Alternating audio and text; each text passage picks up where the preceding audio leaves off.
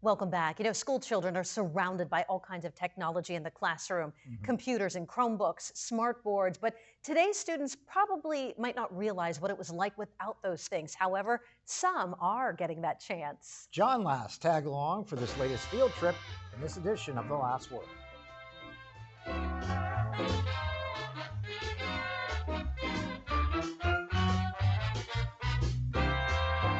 This is the Hornby School Museum, located in Greenfield Township in East Erie County. It was a one-room schoolhouse from 1875 to 1956. I can't imagine what it would have been like to attend school here, and I can't wait to talk to modern-day school children about what they think about this place.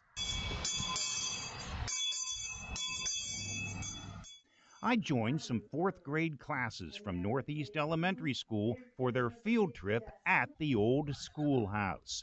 The kids are really excited for this journey back in time. They dressed in their best Little House on the Prairie costumes to get into the late 1800s mood. The students learned quickly that school life was a lot different then than it is now. It'd be a whole lot different from our school because this is just one room and our school has multiple rooms. Yes, students 1 through 8, all in one room.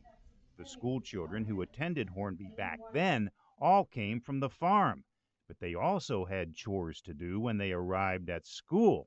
Like chopping firewood, heating up the classroom, pumping the water. So the school kids had to do that back? Wow.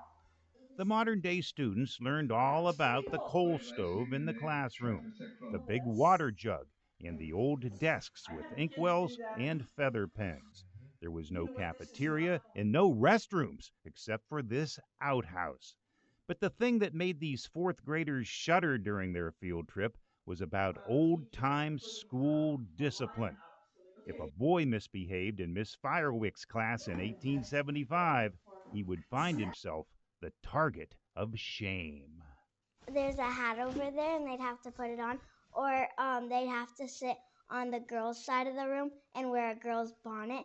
A girl that misbehaved in 1875 felt more than shame. The teacher would grab her by the pigtails.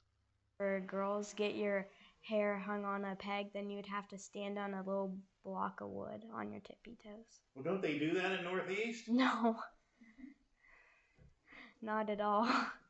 One of our tour guides is Carol Thompson. She attended Hornby School in the 1950s.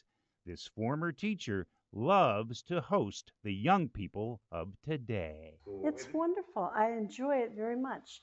With the last word in Greenfield Township, John Last, Erie News Now. What an important trip back in time. Sure is. The Hornby School rather, was empty and vacant for almost 20 years. And then in 1975, almost 50 years ago, a group of former students decided to restore it and then open it for tours. And the schoolhouse is listed on the National Registry of Historic Places, and a big celebration is planned for next year's 150th anniversary.